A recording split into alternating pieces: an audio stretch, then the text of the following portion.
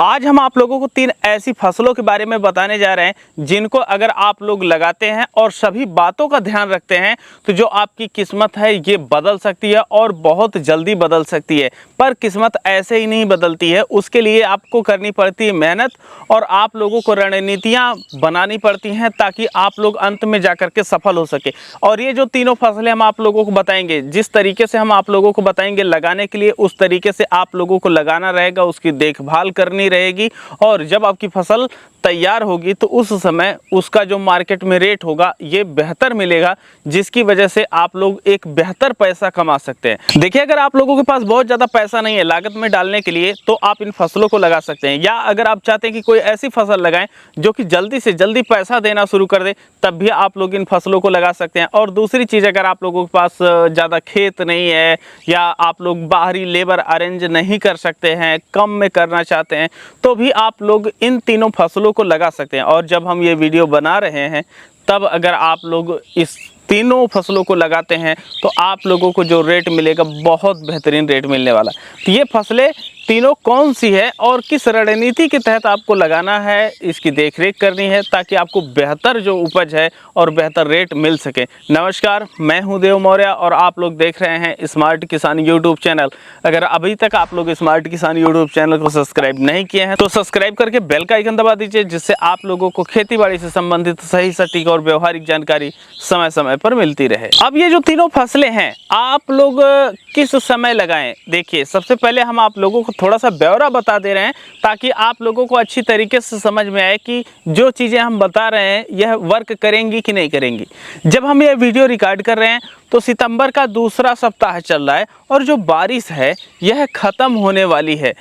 और ऐसे में होता ये है कि जो हमारी बारिश वाली सब्जियां किसान भाई लगाए रहे होते हैं वह सब्जियां ख़त्म होने वाली होती हैं और जो ठंडी वाली सब्जियां होती हैं इनकी बुआई शुरू हो जाती है। तो ऐसे में आप ये कह सकते हैं कि जो हमारी खरीफ वाली फसलें होती हैं, सब्जियां होती हैं, वह समाप्ति की तरफ होती हैं और जो हमारी रबी वाली फसलें होती हैं यह लगाई जाना शुरू कर दी जाती हैं। तो ऐसे में होता ये है कि जो ये टाइम पीरियड होता है सितंबर और अक्टूबर का, तो ऐसे में यहाँ पर मार्केट में जो सब्जियाँ होती हैं कम उपलब्ध होती हैं, जिसकी वजह से जो भी सब्जी उपलब्ध रहती है उसका रेट थोड़ा सा आप लोगों को बेहतर मिलता है।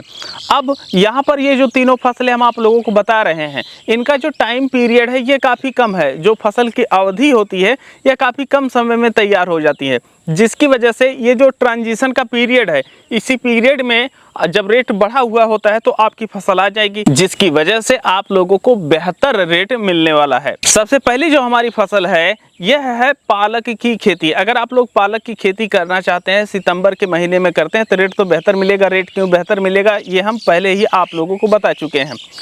अब जब इसको आप लोग सितंबर में लगाने जाते हैं तो जो पालक की खेती होती है यह 40 दिन में आपकी कटाई शुरू हो जाती है और मार्केट में जाना शुरू कर देती है और लगभग 50 से 60 दिन के अंदर जो आपका खेत होता है ये पूरी तरीके से खाली हो जाता है। अगर अब आप लोग निर्धारित कर रहे हैं पालक की खेती करनी है तो देखिए, पालक की खेती अगर आप लोग करने जा रहे हैं तो यहाँ पर हम आप लोगों को 1 एकड़ का आंकड़ा दे रहे हैं।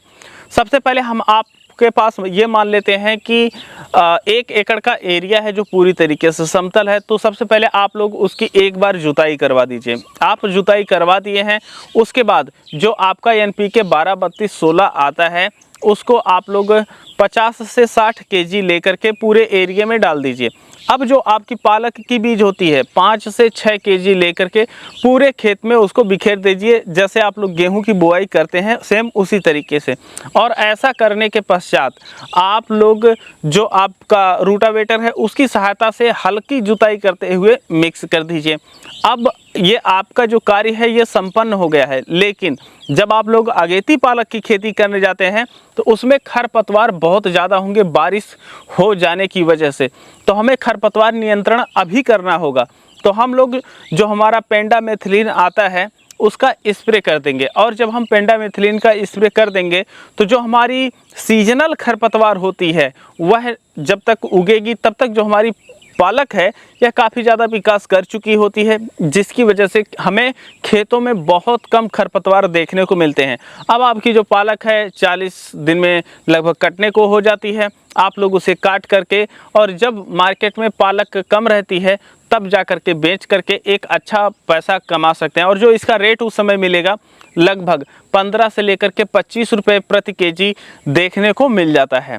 तो ये हो गया आपका पालक की खेती क्या है, कैसे है। और हमारी जो दूसरी फसल है ये है मूली की खेती। अगर आप लोग मूली की खेती करना चाहते हैं तो जैसे हम पालक की खेती करते हैं, सेम मूली की खेती भी उसी तरीके से की जाती है, लेकिन इसमें थोड़ा सा तरीका बदल जाता है। अगर आप लोग मूली की खेती कर रहे हैं तो मूली की खेती के लिए खेत की तैयारी आप लोगों को ऐसे ही करना है जो आप लोगों को फर्टिलाइज़र बताए हैं 50 से 60 केजी NPK 12-32-16 डालने के लिए वैसे डाल देना है।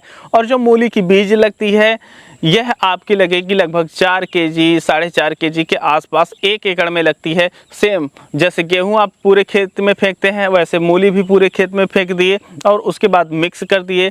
मिक्स करने के बाद अब यहाँ पर जो तरीका बदलता है ये थोड़ा सा ये बदलता है कि अगर आप लोग बेड के माध्यम से खेती करना चाहते हैं मूली की, क्योंकि ये कंद वर्गीय फसल के अंतर्गत आती है, तो आप लोग जैसे आलू का आप लोग बेड बनाते हैं सेम वही अटैचमेंट लेकर के सब कुछ करने के पश्चात बेड आप लोग बना दीजिए। बेड बनाने के पश्चात आप लोग पेंडामेथिलीन का स्प्रे कर देंगे।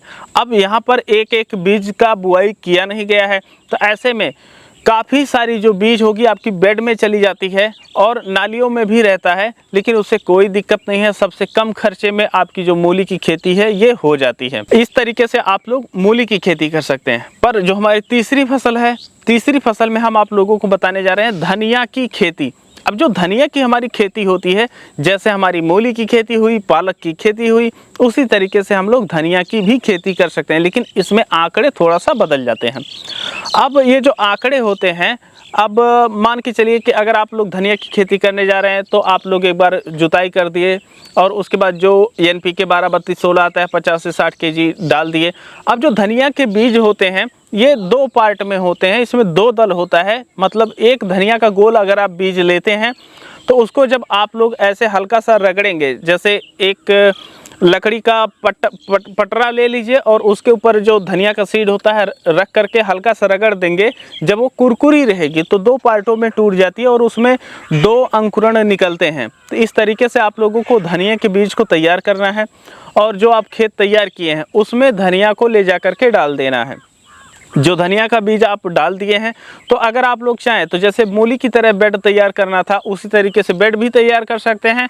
सेम मूली की तरह अगर आप लोग बेड तैयार नहीं करना चाहते हैं तो बेड तैयार मत कीजिए, वैसे ही मिक्स करके छोड़ दीजिए। लेकिन अगेती खेती होने की वजह से जब खरपतवार ज़्यादा निकलेंगे तो इसमें भी आप लोगों को पेंडामेथिलीन अनिवार्य रूप से स्प्रे कर देना चाहिए। जब आप लोग पेंडामेथिलीन का स्प्रे कर देंगे तो जो आपकी धनिया की फसल होती है यह अच्छी तरीके से ग्रो हो जाती है। और यह तीनों ऐसी फसलें हैं जो कि 35 दिन से कटनी शुरू हो जाती हैं और 50-60 दिन के अंदर ही आपका जो खेत होता है यह पूरी तरीके से खाली हो जाता है।